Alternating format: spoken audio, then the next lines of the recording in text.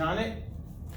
This ends up being negative 84 on top, 8 down here, and then what numbers would multiply that out? It would be 14 and negative 6. And now you do your Punnett squared, 21n squared, negative 4.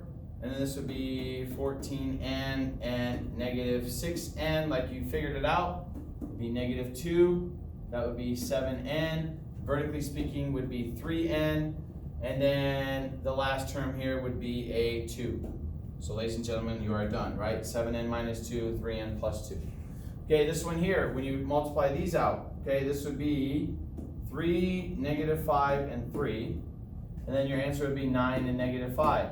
What numbers can you multiply to make 9? Well, it's only 1 and 9 and 3 and 3. And neither one of those can possibly come out to be that, so this is prime.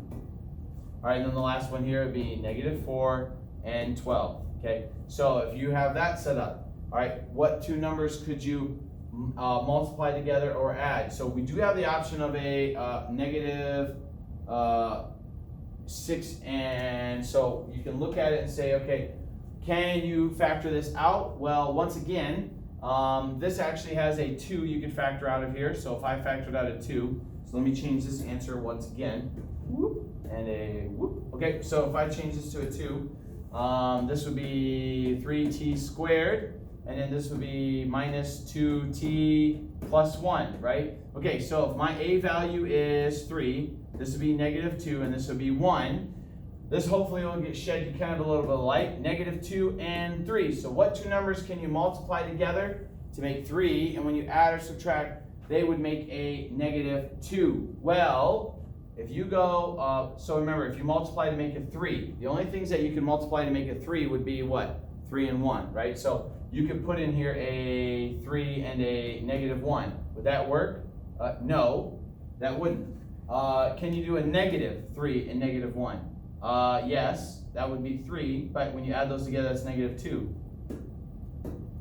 So even though it looks like you can do this one, actually cannot.